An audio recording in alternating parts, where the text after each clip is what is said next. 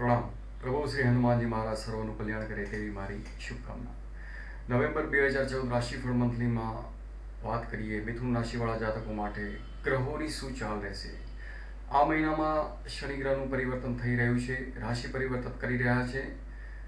વૃશ્ચિક રાશિમાં ભ્રમણ કરશે। 2 નવેમ્બર 2014 થી 2.5 વર્ષ માટે શનિ ગ્રહ વૃશ્ચિક રાશિમાં ભ્રમણ કરશે। શનિ ગ્રહનું ભ્રમણ અને શનિ ગ્રહની દ્રષ્ટિ શું ફળ આપશે તે બાબતે જોઈએ। સર્વપ્રથમ વાત કરીએ આ મહિનામાં ગ્રહો કઈ રાશિમાં જઈ રહ્યા છે અને રાશિમાં ભ્રમણ શું ફળ આપશે।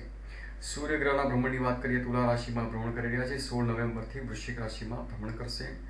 શનિ ગ્રહ તુલા રાશિ છોડી અને 2 નવેમ્બર 2014થી વૃશ્ચિક રાશિમાં ભ્રમણ કરશે। 2.5 વર્ષ માટે ભ્રમણ રહેશે। મંગળ ગ્રહ મહત્તમ સમય ધનુ રાશિમાં ભ્રમણ કરશે। બુધ ગ્રહ તુલા રાશિમાં ભ્રમણ કરી રહ્યા છે અને શુક્ર ગ્રહ તુલા રાશિમાં ભ્રમણ કરી રહ્યા છે। 12 નવેમ્બરથી વૃશ્ચિક રાશિમાં ભ્રમણ કરશે। મિથુન રાશિવાળા જાતકો માટે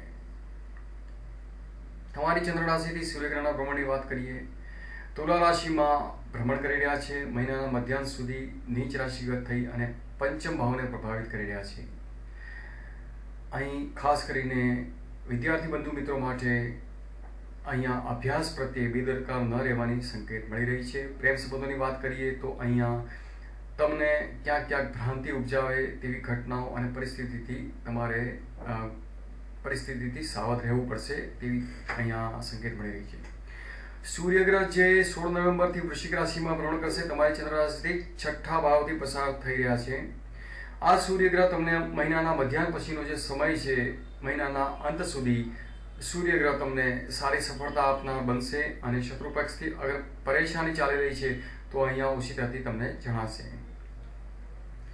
શનિ ગ્રહની વાત કરીએ જે વૃશ્ચિક રાશિમાં ભ્રમણ કરશે 2 નવેમ્બર 2014થી તમારી ચંદ્ર રાશિથી 6ઠા ભાવથી પસાર થશે। આ શનિ ગ્રહ 6ઠા ભાવથી પસાર થઈ રહ્યા છે એટલે કે અહીંયા શત્રુઓ વિરોધીઓ તમારા વધવાની સંભાવના બની રહી છે અને એવી પણ સંકેત મળી રહી છે કે જે તમારી પ્રગતિ વચ્ચે પણ ક્યાંક ક્યાંક અવરોધકરૂપ બની શકે, તેથી શનિ ગ્રહના ઉપાય કરવા અત્યંત આવશ્યક છે।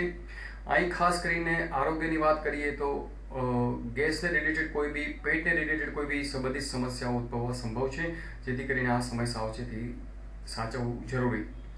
શનિ ગ્રહના દ્રષ્ટિની વાત કરીએ જે તમારી ચંદ્ર રાશિથી અષ્ટમ ભાવને પ્રભાવિત કરી રહી છે, ખાસ કરીને ગુણ વિદ્યાથી લાભ અપાવનાર બનશે। શનિ ગ્રહની દ્રષ્ટિ તમારા ખર્ચમાં પણ ક્યાંક ક્યાંક પરિસ્થિતિઓ વિપરીત થઈ રહી હોય છતાં પણ તમારો બચાવ કરનાર બનશે। આર્થિક સમૃદ્ધિ વધશે અને પુરુષાર્થથી પણ તમે ધારેલા કાર્યો સફળ કરી શકશો એવી અહીં શનિ ગ્રહની દ્રષ્ટિ બતાવી રહી છે।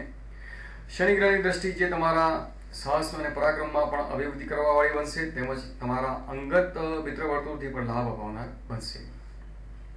બુધ ગ્રહ જે તુલા રાશિમાં ભ્રમણ કરી રહ્યા છે તમારી ચંદ્ર રાશિથી પંચમ ભાવને પ્રભાવિત કરી રહ્યા છે। આ બુધ ગ્રહની દ્રષ્ટિ જે તમને તમારા મિત્ર વર્તુળથી સારો લાભ પ્રાપ્ત કરાવશે તેવું બતાવી રહી છે।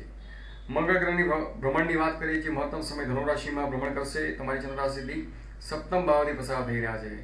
ખાસ કરીને લગ્ન જીવનમાં અહીંયા મતભેદો રહેવાની સંભાવનાઓ વધારનાર બનશે અને નાની નાની વાતોમાં પણ ઉગ્ર સ્વરૂપ થવાથી પણ પરિસ્થિતિ ઘરની તંગ બને તેવી સંભાવનાઓ દેખાઈ રહી છે, જેથી કરીને સાવચેતીથી અને શાંતિપૂર્વક આ સમય પસાર કરવો જરૂરી। શુક્ર ગ્રહનું ભ્રમણ જે તુલા રાશિમાં થઈ રહ્યું છે તમારી ચંદ્ર રાશિથી પંચમ ભાવને પ્રભાવિત કરી રહ્યું છે અને 12 નવેમ્બરથી વૃશ્ચિક રાશિમાં ભ્રમણ કરશે જે તમારી ચંદ્ર રાશિથી 6ઠા ભાવને પ્રભાવિત કરી રહ્યું છે।